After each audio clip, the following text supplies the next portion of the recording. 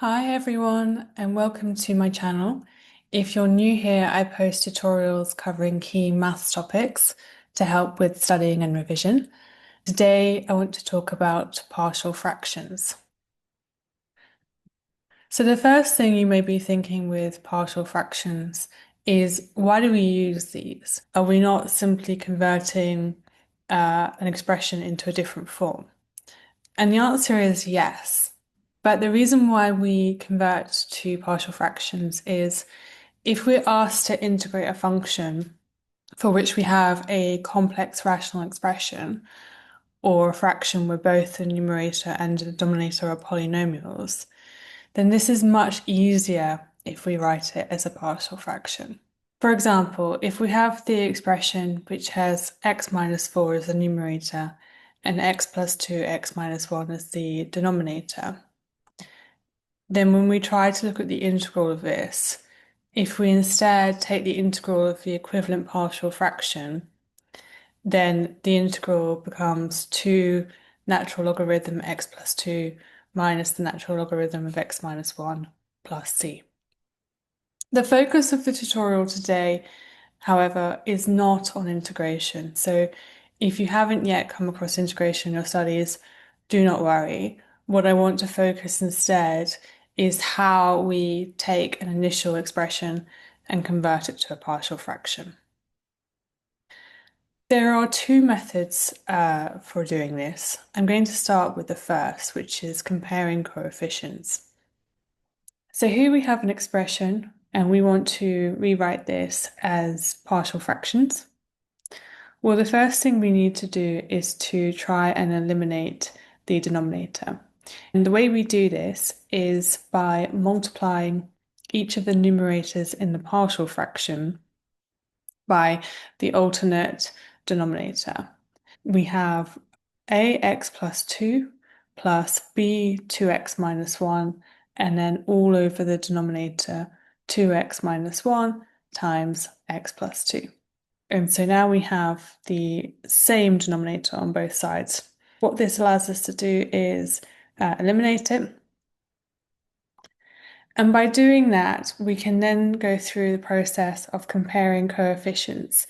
So if you have watched my tutorial on polynomials and algebraic division, this is a very similar process. I will link that video if you've not seen that. But taking this example, so here we have on the left-hand side 7x, and on the right-hand side we have a plus 2b times x. So here we have 7 equal to a plus 2b. And then we can also compare the constant terms as well. On the left-hand side we have minus 8, and on the right-hand side we have 2a minus b. So if we take this equation and we multiply by 2, that gives us negative 16 equals 4a minus 2b. And then we have a pair of simultaneous equations that we can add together to eliminate the b. So we have minus 9 equal to 5a, therefore a equal to minus 9 over 5, and we can substitute that back in to either of the equations to give us b equal to 22 over 5. And thus, we have been able to convert this equation or expression into two partial fractions. The second method for solving partial fractions is known as the substitution method. Here I have an example to demonstrate this. In this case, we actually have a polynomial with 3 factors in the denominator. And so we will need 3 partial fractions to solve this. So I have set out the structure there with an A, B, and a C to solve for. The start of the method is exactly the same. So as before, I need to create an expression on the right-hand side where the denominator is this polynomial with 3 factors.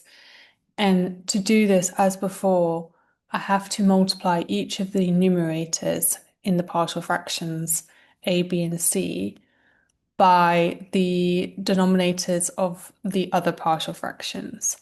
So in this case, you're multiplying a by b's denominator x plus 2 and c's denominator x plus 3.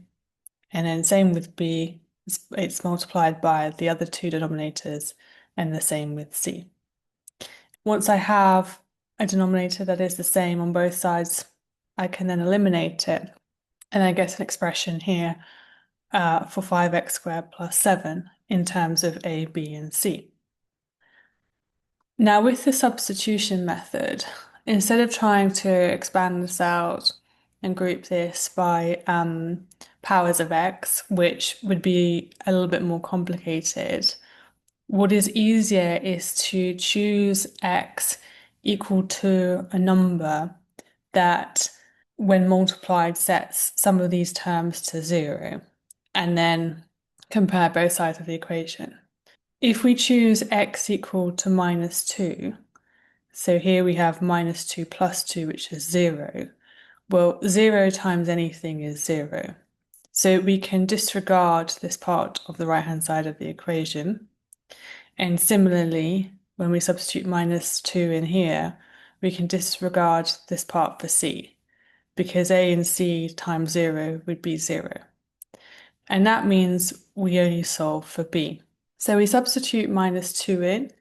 That gives us minus 3 times 1 times b. So we have minus 3b. And on the left-hand side, so minus 2 squared is 4, times 5 is 20, plus 7. So we have 27 equals minus 3b, and therefore b equal to minus 9. We do the same for another value of x that sets part of the right-hand side of the equation to 0. So this time minus 3, and minus 3 here will mean that the term with a is 0, and also that the term with b is 0. So here we're solving for c. Same approach, we substitute minus 3 on the left-hand side, and that gives us 52. And then minus 3 minus 1 is minus 4, plus minus 1, sorry, not plus, multiplied by minus 1. So we have 52 equal to 4c, and therefore c must be 13. And finally, same approach, this time we choose x equal to 1. The b and the c terms become 0, and we solve for a, and a becomes equal to 1. And that means our expression can be written as 3 partial fractions below. Something that comes up often is a partial fraction where you have a repeated linear factor. So here we have on the denominator x minus 5, and then 2 minus x squared, which we have to write as 3 partial fractions.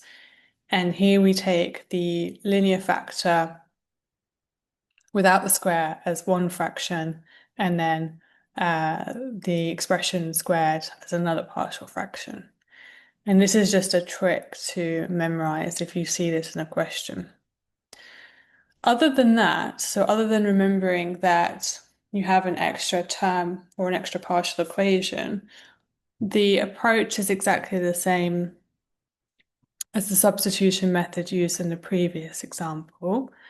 Another thing to watch out for is when you are multiplying, your a term here is multiplied by your linear factor squared, and then you have your b term, and your c term would just be multiplied by x minus 5. So a bit more caution perhaps with creating an expression that has the same denominator on both the left-hand side and the right-hand side. But as before, once that has been achieved, we can eliminate the denominator, and we choose x values to set the terms where we can to 0. So for example, if we choose x equal 2, the term with a drops away to 0, as for B, and so this allows us to solve for C. So we have C equal to -2. And if we choose x equal to 5, then we can solve for the A term, so A equal to 3. To solve for the B term, you would most commonly choose x equal to 0 and then substitute. So if x is equal to 0 on the left-hand side, we have 2. On the right-hand side, we have 4a minus 10b minus 5c. And we know already what a and c are. So this would give us 12 minus 10b plus 10.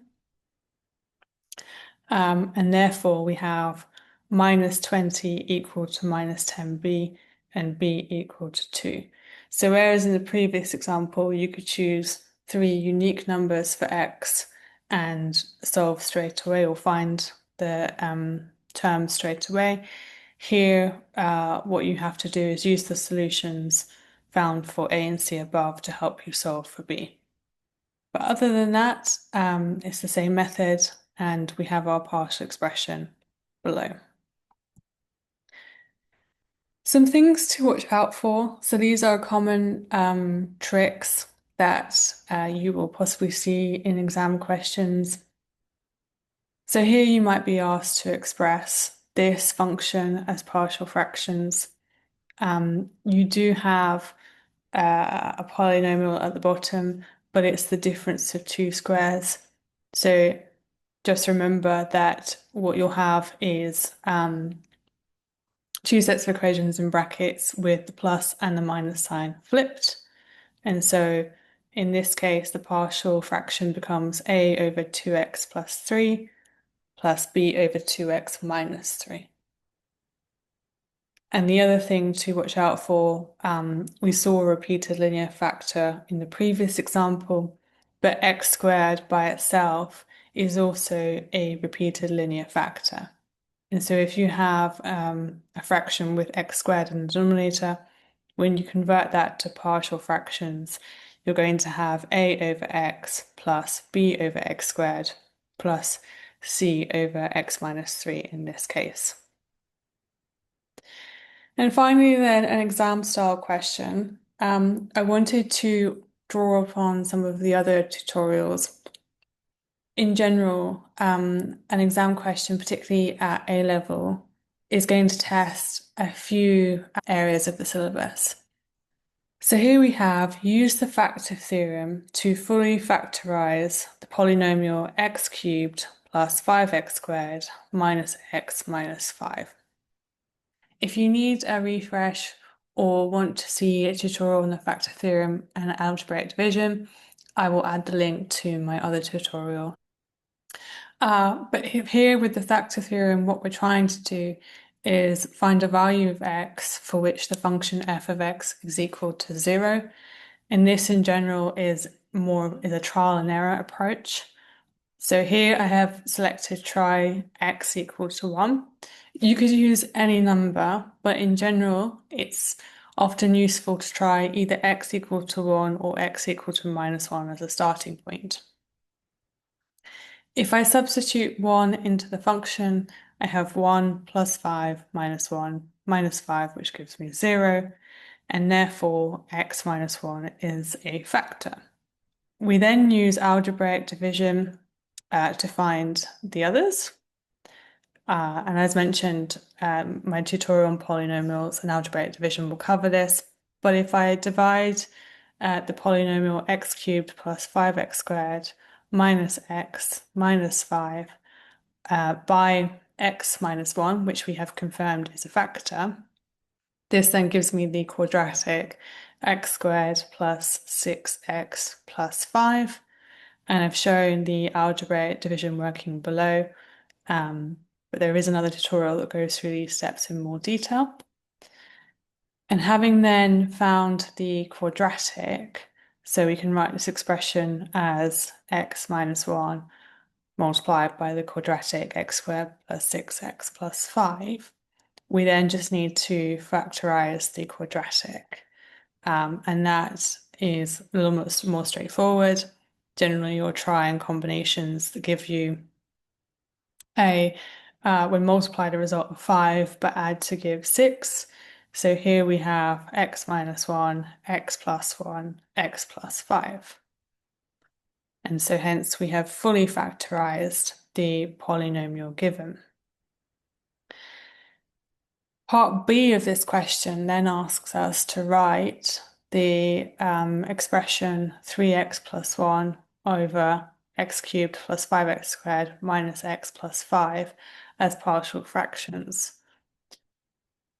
Well, the first thing that helps us is we have already fully factorized the polynomial in the denominator. So we can rewrite this fraction with the denominator in its factorized form.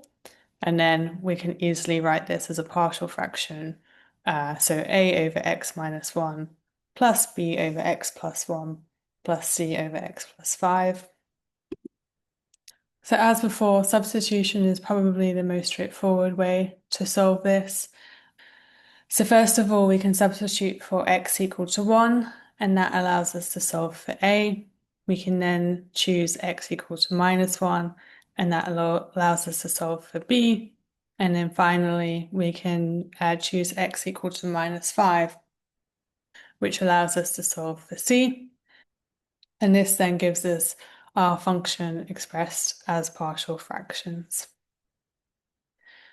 So I hope you found today's tutorial on partial fractions useful.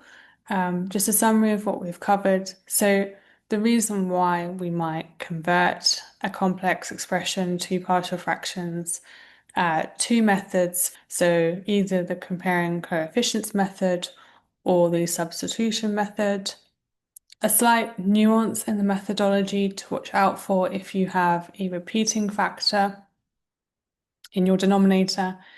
And finally, an exam style question which starts off by giving us a polynomial. We then have to fully factorize that polynomial. And then, given that we have done that, if that polynomial is the denominator in our expression, how do we then convert that into partial fractions? But thank you for watching, and I hope you found it useful.